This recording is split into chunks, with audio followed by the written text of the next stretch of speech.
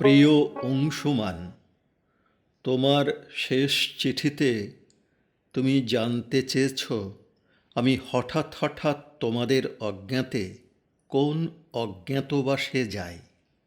যাই হোক, তোমায় আশ্বস্ত করি এই জানিয়ে যে কলকাতা থেকে দূরে নিভৃতে প্রকৃতির কোলে আমার একটি অজ্ঞাতবাসের আয়োজন আছে। আমার ব্যস্ত নিজচর্চার দৌরাত্ম্য থেকে নিষ্কৃতি পেতে আমি মাঝে মাঝে সেখানে অন্তর্ধান কি তুমি এখনো রেতের খাবার খাওনি? খাবো খাবো, একটু দাঁড়াও না।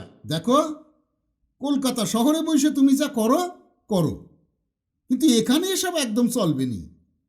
বড়বাবু গিন্নিমা বেঁচে থাকলে এই অনিয়ম কিছুতেই সহ্য করতেন না। ঈশ্বর, কেন যে ভালো মানুষগুলোর এই আগে ডেকে নেন কে জানে। তোমায় কেন যে ডাকছে না আমি তাই ভাবি, তাহলে অন্তত তোমার এই জোর জুলুম থেকে বাঁচতাম। তুমি কি গো, সোজাসুজি মুখের উপর আমার মরণ কামনা করতে পারলে?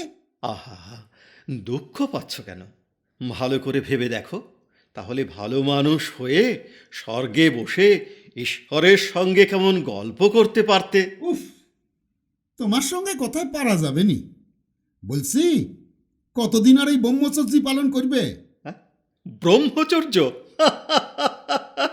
বেশ বেশ ভালো বলেছ তো সরলদা। তবে একবার ঘটকালি করে দেখো না একটা। বাজে কথা কইনি তো, তোমারে চিনি নে। শুধু আমি কেনে, এই গায়ের ব্যাবাক লোক বলে। কি বলে? এই তো সেদিন বাণিজ্য খুঁড়ো বলছিল কি? তোদের আনন্দ খোকা বাবু ভোগীও নয়, আবার যোগীও নয়, পথিকও নয়, আবার গৃহীও নয়। তা শুনে তুমি কি বললে? আমি কি বলবো, একটু ক্যাবলার মতো হেসে ঘরে চলে এলুম। হ্যাঁ? ক্যাবলার মতো? বাহ, বেশ ভালো বলেছ তো সরলদা। সরলদা, হ্যাঁ, চা? চা? হ্যাঁ, চা। এত রেইতে? দেব রে বাবা, দেব। জ্বালায় মারল, সারাক্ষণ শুধু চা আর চা। সত্যি, আমার জীবনে এই গ্রামের বাড়ি আর এই সরলদা এক বুক বিশুদ্ধ অক্সিজেন।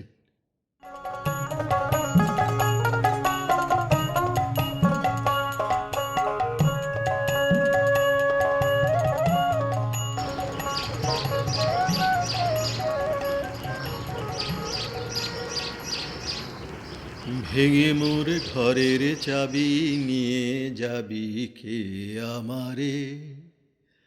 ভেঙে মোর ঘরের চাবি নিয়ে যাবি কে? কে? গৌর গৌর, থামলে কেন ঠাকুর? তুমি? না মানে আপনি? প্রথমেরটাই তো ভালো, শুনতে আপন লাগে। আমি আনন্দবষ্টমী গো। আনন্দীবষ্টমী? চিনতে পারছো না ঠাকুর? না, ঠিক। সেই যে গো, গত আষাঢ় মাসের বিকেলবেলা আমবাগানে আমায় প্রথম দর্শন দিলে। তোমার পায়ের ধুলায় মন একেবারে পবিত্তর হয়ে গেল। ও হ্যাঁ হ্যাঁ হ্যাঁ, মনে পড়েছে। মনে পড়েছে? হ্যাঁ হ্যাঁ হ্যাঁ। দাও ঠাকুর, একটু পায়ের ধুলা। এই দেখো, সে আবার কি বলো তো? গৌর গৌর। আচ্ছা ঠাকুর, বলো। এ আবার কি কাণ্ড বলো তো? আমাকে তোমার এই রাজ সিংহাসনের তলায় এনে হাজির করা কেন? তোমারে গাছের তলায় দেখতাম, সে যে বেশ ছিল গো। নদিয়া ছাড়িয়া গেল গৌরাঙ্গ সুন্দরে, নদিয়া ছাড়িয়া গেল গৌরাঙ্গ সুন্দরে, ডুবায়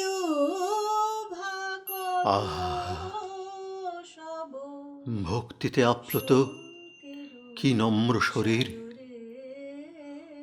অথচ কি বলিষ্ঠ নিঃসংকোচ ভাব। বষ্টমীর চোখ দুটির দৃষ্টি কি কি অদ্ভুত পবিত্রতায় যেন দূরের জিনিসকে কাছে করে দেখছে। গৌরনগত যারা তারাই তো ডুবিল শোকের সায়রে। কি গো ঠাকুর, অমন করে কি দেখছো? না, কিছু না, শুনছিলাম মধুর কণ্ঠে এমন কীর্তন আগে কখনো শুনিনি। গৌর গৌর। আচ্ছা ঠাকুর, বলো। এসো তো বেশ কয়েকদিন আগে, তবু দেখা দাও নাই কেন? সকলের দেখার আড়ালে থাকার জন্যেই তো আমার এখানে আসা। তবু তুমি কি করে সে খবর পেলে আমি তাই ভাবছি। আমি কি তোমার কাছের ব্যাঘাত ঘটালাম ঠাকুর? না না, এখানে আবার কাজ কি? কাজের থেকে ছুটি নিয়েই তো এখানে আসা। আসলে হঠাৎ ঠান্ডা লেগে যাওয়ায় পথে বাগানে বেড়ানো আমি বন্ধ করে দিয়েছি, তাই তুমি আমার দেখা পাওনি। গৌর, হুম। আজ কিছু একটা উপদেশ দাও। উপদেশ? এ যে বড় বিপদে ফেললে বষ্টমী। বিপদ? হ্যাঁ গো, আমি উপদেশ দিতেও পারি নে আর নিতেও পারি নে। চোখ মেলে চুপ করে যা পাই তাই নিয়েই আমার কারবার। গৌর গৌর, ভগবানের তো রসনা নয়, তিনি যে সর্বাঙ্গ দিয়া কথা কন, তাই তো তোমায় খুঁজি গো। এবার আমি আসি ঠাকুর। একটু দাঁড়াও। সরলদা, সরলদা। ওকে আবার ডাকা কেন? না, তোমায় কিছু। আমি সাইলকলা বাঁধা বামুন নই গো ঠাকুর, বষ্টুমি। দাও, দেবে যদি একটু শরণ ধুলা দাও। এই দেখো, এ আবার কি বলো এই তো? যে আমার পূজা, তোমার মধ্যে গৌরাঙ্গের পূজা। কবে সাধু শরণ ধুলি মোর লাগবে গা, আমি বয়ে আসি।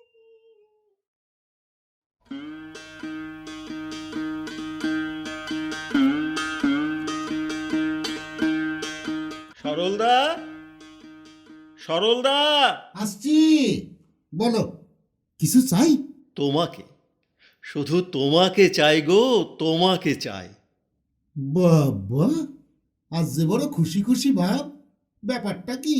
বিমলের লেখাটা এই মাত্র শেষ করলাম। ওটা বিমল না হয়ে কোনো বিমল আর হলে আমি খুশি হতাম। আরে দূর, বিমল বিমল আমাদের কাগজের সম্পাদক।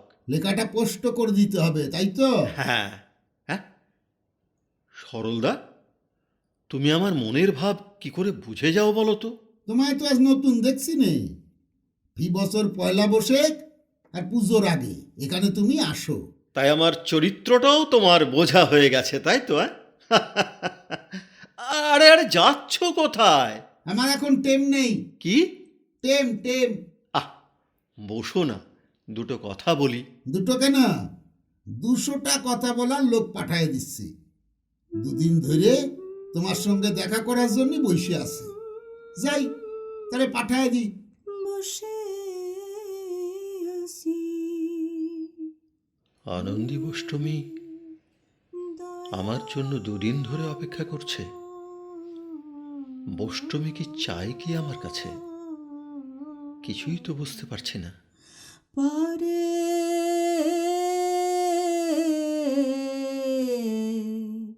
লয়ে যাও আমার গৌর গৌর। এসো এসো, তুমি দুদিন এসেছো, দেখা করনি কেন? ভগবানের সংসার কি শুধু এক ভক্তির জন্যে? তাকে তো অন্যদের কথাও ভাবতে হয় গো। আচ্ছা বষ্টমী, তুমি যে দিন দিন আমায় দেবতা করে তুলছ, যেদিন তোমার ভুল ভাঙবে সেদিন জানবো ভগবান আমার ভক্তির পরীক্ষা নিচ্ছেন। তোমার সঙ্গে কথাই পারবো না। তারপর বলো, বলো কি খবর? কাল আমি তোমার প্রসাদ পেয়েছি। আমার প্রসাদ? হ্যাঁ গো, সে কি কথা? কাল সন্ধ্যার সময় কখন তোমার খাওয়া হয় আমি সেই আশায় বাইরে বসেছিলাম। তারপর সরল ভাই যখন খাবার বাসন নিয়ে বাইরে এলো, তাতে যা ছিল আমি তা খেয়েছি। ছি ছি ছি, এ তুমি কি করেছ আনন্দী? কেন গো? আমার বিলেত যাওয়ার কথা সকলে জানে, সেখানে কি খায়নি বলো তো? তাছাড়া সরলদা আমাদের কাছে মানুষ হলেও সমাজপতিদের কাছে সে নিচু জাতি। আসবার কালে কি জাত ছিলে, এসে তুমি কি জাত নিলে, কি জাত হবা যাবার কালে, কি জাত হবা যাবার কালে, সে কথা ভেবে বলো না, জাত গেল, জাত গেল বলে।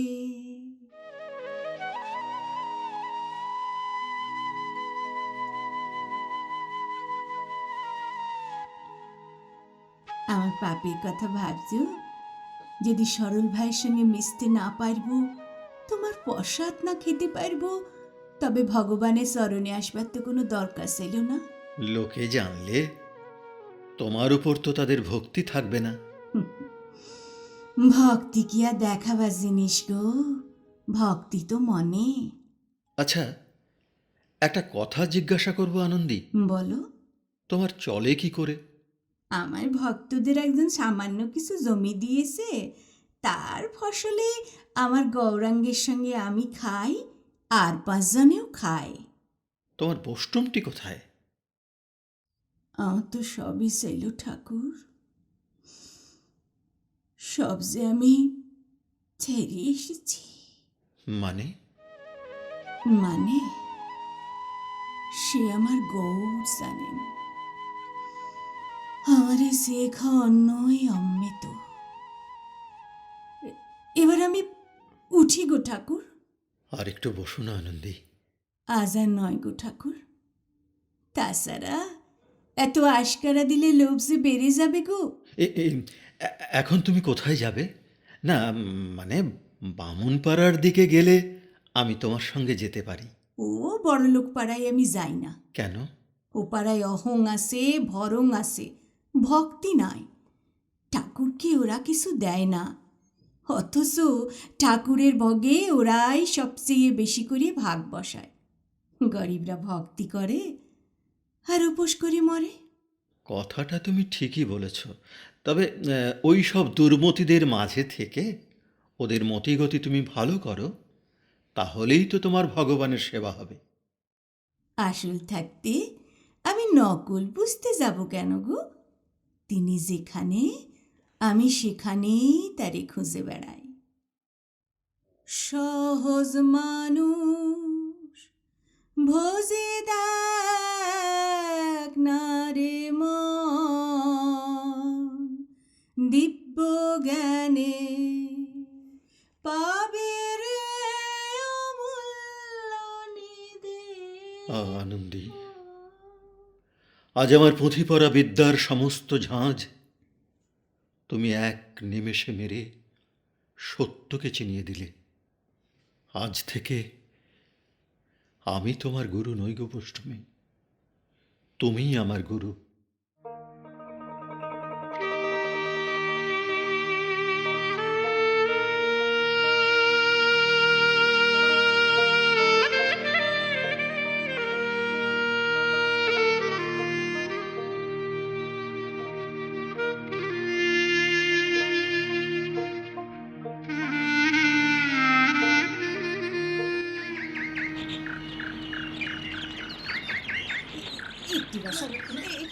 একটিবার আমার ঠাকুরের কাছে যেতে দাও।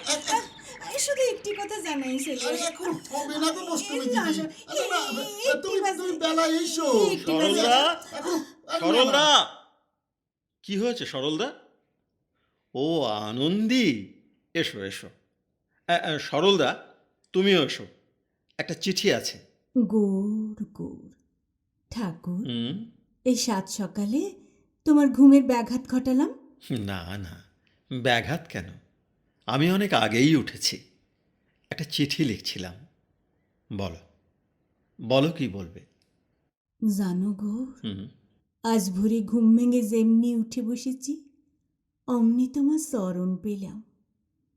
আহা, কতক্ষণ মাথায় ধরে রাখলাম। আচ্ছা ঠাকুর, এ আমার মোহ নয়তো ঠাকুর? বলো ঠাকুর, এ আমার মোহ নয়তো ঠাকুর? কই দাও গো খোকা বাবু, চিঠিটা দাও। কি গো অষ্টমী দিদি, তোমার কথা মিটেছে? হ্যাঁ, হ্যাঁ গো সরল ভাই। তাহলে যাওয়ার আগে একটু চা জল খেয়ে যেও। আমার চা জলে তেষ্টা নাই গো সরল ভাই। ঠাকুরের চরণে আমার সব তেষ্টা মিটে যায়। সে তো মনের গো, কিন্তু পেট, তার তেষ্টা? তার কথা আমার ঠাকুর ভাববেন। শুনলে, শুনলে খোকা বাবু, হুম। বষ্টমী দিদির খ্যাপামি শুনলে? তা বলে তুমি যেন ওই খ্যাপামিতে পড়নি। তাহলে ভালোই তো সরলদা, তোমার খাটুনি কিছুটা কমে। ও কি, ও কি করছে সরল ভাই? ফুলদানির ফুলগুলো বাসি হয়ে গেছে, তাই ফেলে দিচ্ছি। হেলো না, হেলো না, দাও দাও, আমারে দাও। অমন করে, অমন করে কি দেখছো আনন্দী? ওই বাসি ফুলগুলোর মধ্যে কি আছে? প্রাণ আছে গো, প্রাণ আছে।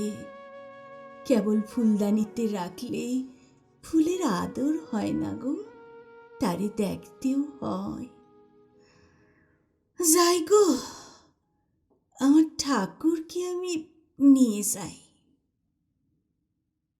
পাবে সামান্যে কি তার দেখা, পাবে সামান্যে কি তার দেখা, বেদনাই যার রূপ রেখা। ওরে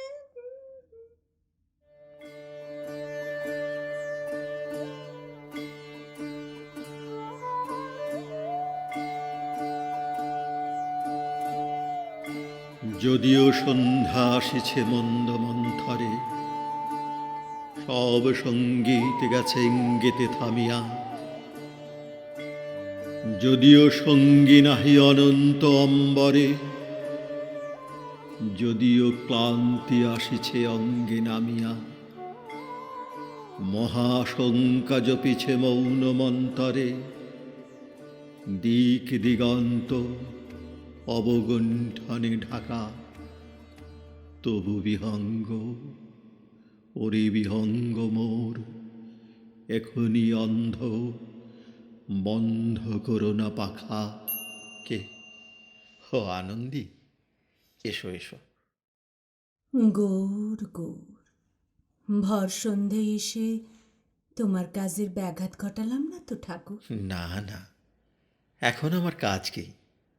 তুমি এসে ভালোই করেছ। ও ও ও কি, পায়ের কাছে বসছো কেন? এই তো আমার স্থান গো ঠাকুর। আজ সকালে এলে না যে?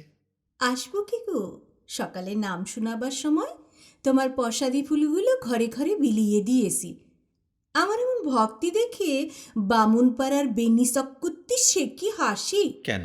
বলে, বিশ্বের লোক যারে মন্দ বলি গালি দেয়, তারে তুই ভক্তি করিস? তা তুমি শুনে কি বললে? কি আর বলবো, বেনি ভেবেছিল আমার ভক্তিটারে সে এক ফুয়ে নিবায়ে দেবে, কিন্তু এ তো তেলের বাতি নয়, এ যে আগুন গো, আগুন, কালো ধলো সব পুরায়ে এক করে একেবারে পবিত্তর করে নেয়। থাক, থাক আনন্দী, এই সুন্দর সন্ধ্যায় ওসব কথা থাক। তোমার কথা বলো। আমার কথা? হ্যাঁ, তোমার অতীত কথা। আমার স্বামী বড় সাদা মানুষ। তাহলে তো তোমার সুখের সংসার। তাই তো সেলু গো, আমার জেদ সেলি মানুষই আমার স্বামী যেমন পয়সা দিতেন তেমনি ভক্তিও করতেন। আর ভালোবাসা? সেটাই তো বুঝিনি গো। ওনার বাল্যবন্ধু প্রফুল্লচরণ, তারই গুরু ঠাকুর মারলেন আমার স্বামী। তা সেই গুরু ঠাকুরটিকে তোমার কেমন লাগলো? আহা, কি সুন্দর রূপ তার! অরুণ কিরণ খানি, তরুণ অমিতে সানি, কনে বিধি নিরামিল দেহা।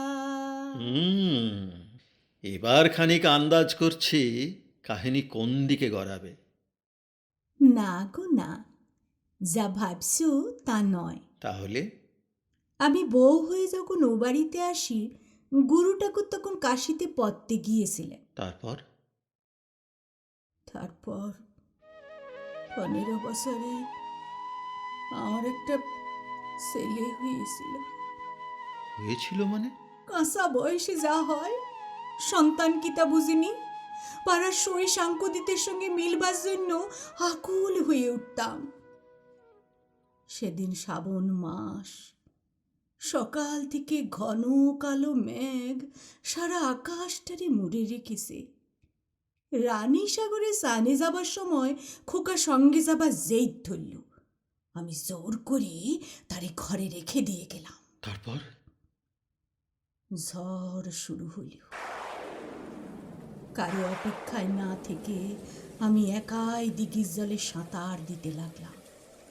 প্রকাণ্ড দিঘি, বর্ষায় তখন কুলি কুলি জল।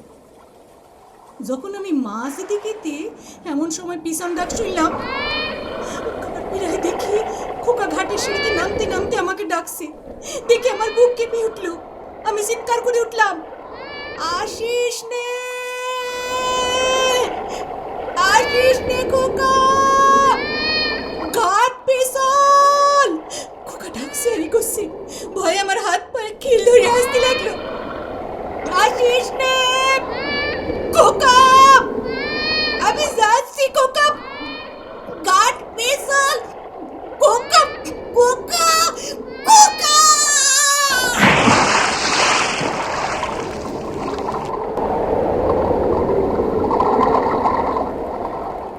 আনন্দী,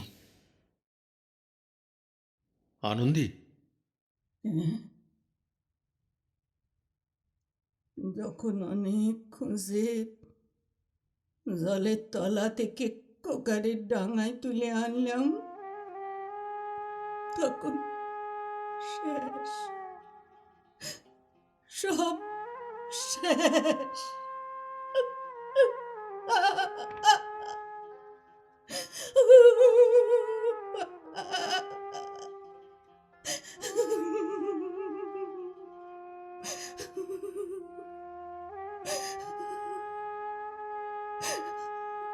আহ, আনন্দী,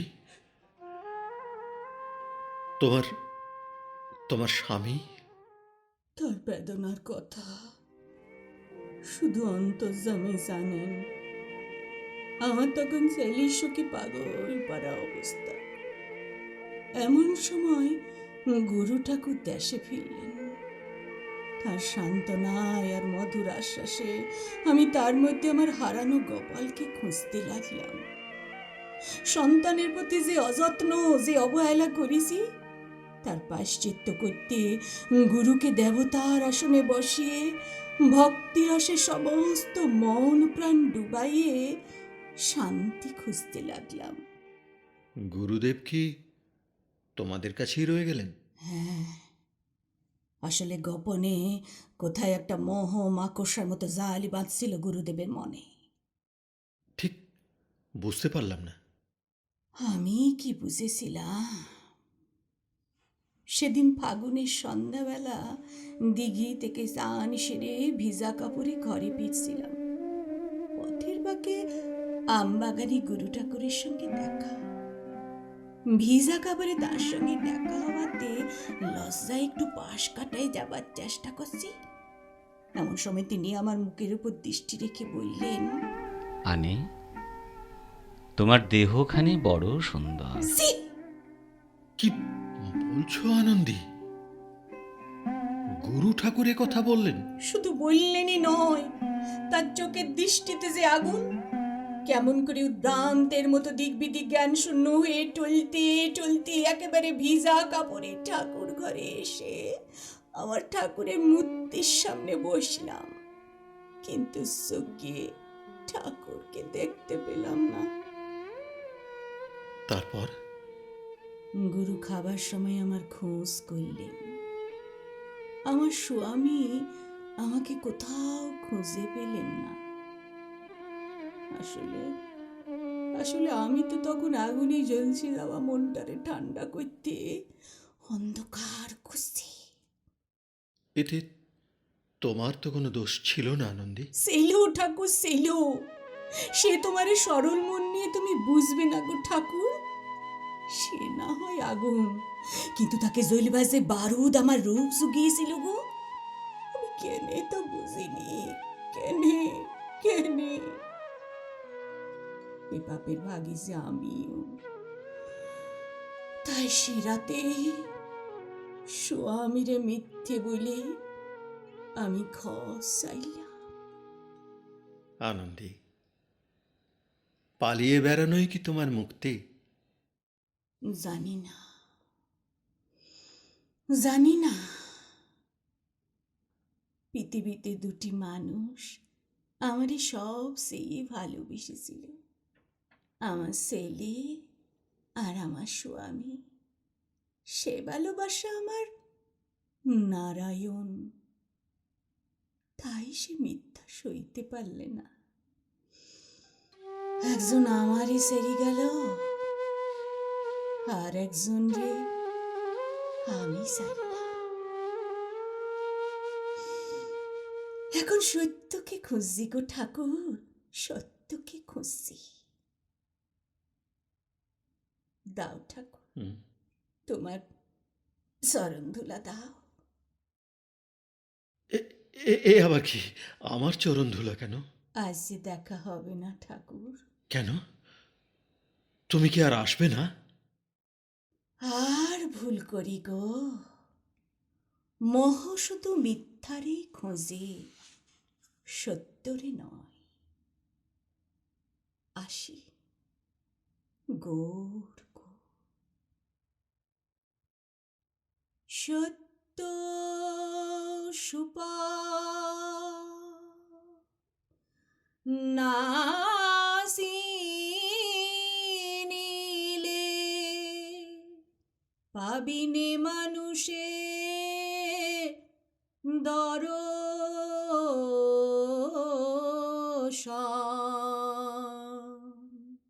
সত্য বল সুপথে চল ওরে আমার মন। যাও অষ্টমী, যাও। তুমি সত্যকেই খোঁজো।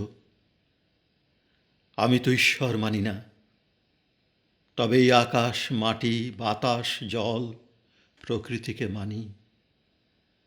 তাঁদের কাছে প্রার্থনা করি এই বিশ্ব প্রকৃতির মধ্যেই তোমার জীবনের সত্য খোঁজা সার্থক হোক, সার্থক হোক। সত্যবান সুপথে চালো রে আমার মন, সত্যবান সুপথে চালো রে আমার